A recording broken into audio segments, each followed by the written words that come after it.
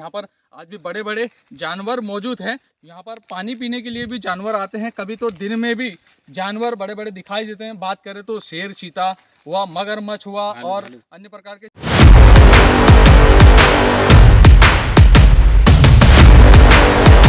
नमस्कार, स्वागत है आपका देसी टॉक 121 में। मैं हूं आपके साथ में अंकुश मौर्य। और बता दें आपको कि इस वक्त हम मौजूद हैं मध्य प्रदेश के खंडवा जिले के एक छोटे से गांव है लखन गांव, जहां पर एक घना जंगल बसा हुआ है, जिस जंगल का नाम है काली चौड़ी के नाम से। ये जंगल बहुत फेमस है। आपको बता दें कि यहाँ पर जंगल की बात करूँ मैं तो यहाँ पर जैसे आप मेरे पीछे देख सकते हैं, यहाँ पर पानी है, ये पानी है यहाँ पर। ये कई सारे जंगल में जैसे क्या पेड़ पौधे हैं और इनकी जो जड़ें होती है, इनसे रिसाव होकर ये पानी आता है और एकत्रित होता है। तो ये पानी बहुत ही जीवन के लिए बहुत ही लाभदायक पानी है। और ऐसे जंगलों में हम आए हैं जहां आपको भ्रमण कराएंगे, क्योंकि जंगल का भी कभी कभी जंगल का भी देख लेना चाहिए कि जंगल में क्या होता है, कि जंगल का माहौल क्या रहता है। जंगल एकदम देखा जाए तो सुनसान है और पूरी तरह यहाँ पर आप देख सकते हैं किस प्रकार की छाव है, पेड़ पौधे दिख रहे हैं, जैसे सागवान का पेड़ है।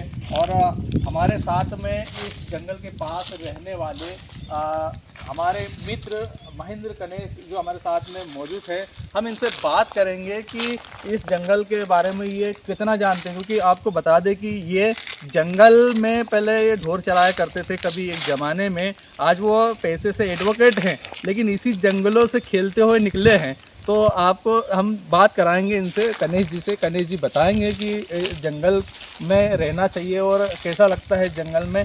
तो कनेश जी आपका बहुत बहुत स्वागत है। कनेश जी बताएं कि आप इन्हीं जंगलों से निकले और ये इस जंगल से निकल कर आपने अपने शहर की ओर आपने रुख किया और वहाँ से आपने पढ़ के मतलब आज एडवोकेट हैं, लेकिन इन्हीं जंगलों से निकले। क्या यादें जुड़ी हैं इन जंगलों से आपकी? इन जंगलों में सुख, शांति और प्रदूषण मुक्त जीवन है यहाँ पे।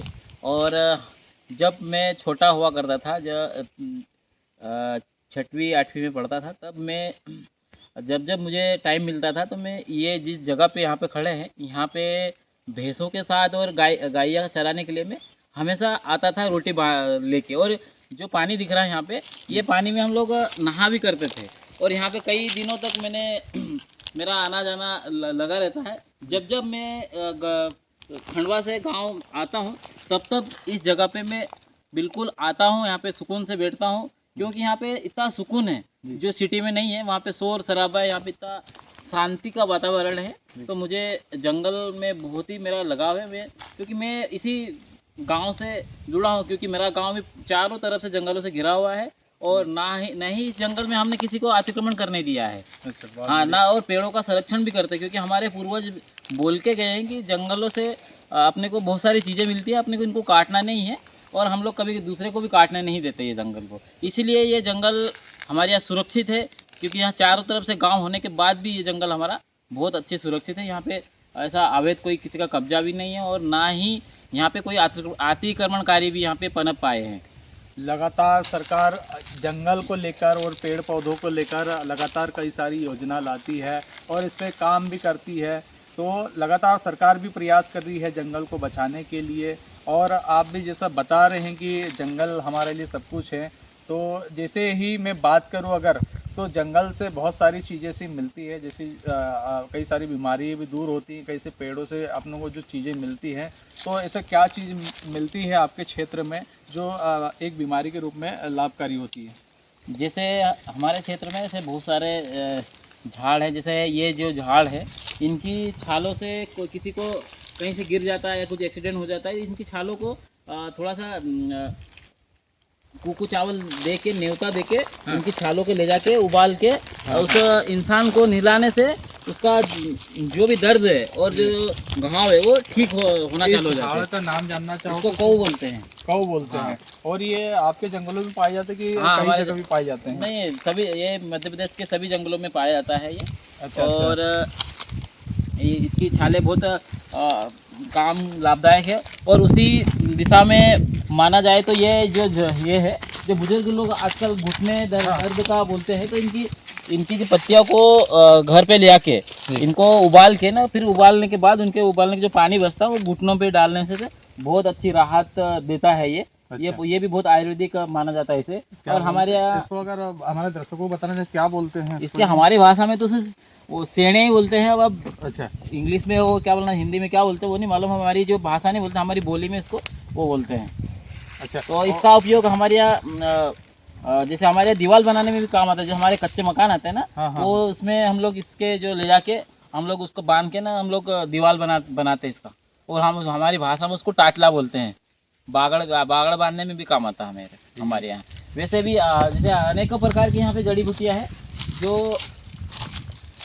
हमारे जीवन में और आदिवासी समाज के जीवन में बहुत ही इनका योगदान रहा है, सदियों से रहा है। जब से उत्पत्ति हुई अगर मैं सृष्टि इसकी की, बात तब करूँ, से। ये पेड़ किस चीज का है? ये सागौन का पेड़ है, अच्छा। बहुत पुराना पेड़ है। और इसमें इसका उपयोग भी बहुत सारे चीज़ों में किया जाता है। अच्छा अच्छा अच्छा। हाँ। और सर मैं बात करूं कि जो अपने आदिवासी क्षेत्र में जैसे इंदल होता है, हाँ। इंदौल, तो सागवान के पेड़ का क्या महत्व है सर? उसका थोड़ा सा हमको विस्तार पूर्वक हमारे दर्शकों के लिए जानकारी थोड़ा सा बताइए आप। इंदल में हमारे पूर्वजों ने सागौन के पेड़ों को यानी कि हमारे पूजते हैं, यानी कि जिंदे को भी पूजते हैं। जी। और इंदल सागौन से बने हुए पाटला बोलते हैं, उस पाटले को ले आके इंदल में रख के उसकी पूजा पाठ करते हैं। यानी कि हमारे आदिवासी समाज में हर झाड़ पेड़ पौधे का इतना बड़ा महत्व है कि वो बिना उसे काटेंगे कि काटने से पहले उसे अनुमति ली जाती है। अच्छा। जैसे कुकू चावल उस पर दिया जाता है तभी चीज ले जाता है, तो वो सक्सेस माना जाता है।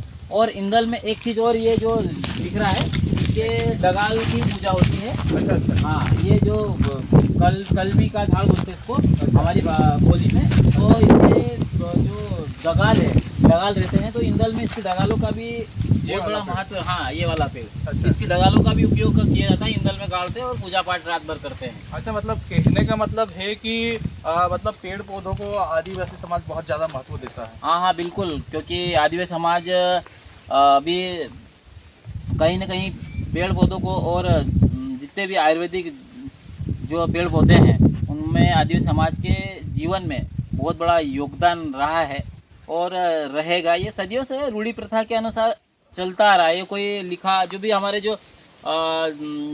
त्यौहार है, जो भी हमारे इंदर है, पाटले है और जो बनाते हैं हम गाता वाता करते हैं, ये कोई हमारे यहाँ इनका कोई पोथी पुराण नहीं रहता। ये तो हमारा मौखिक ही रहता है, क्योंकि हम लोग किसी पंडित के पास जाते नहीं है। ये तो हमारे पूर्वज जो बूढ़े आड़े रहते हैं वो हमको दिशा निर्देश देते भैया कि ये बेटा ये करना, तो हम उसके हिसाब से चलते रहते, ना कि हम लोग किसी पुस्तक के अनुसार चलते हैं। ये हम कुदरती के अनुसार ही चलते हैं सब। अच्छा, मतलब प्रकृति के अनुसार चलते हैं। हाँ, प्रकृति अनुसार।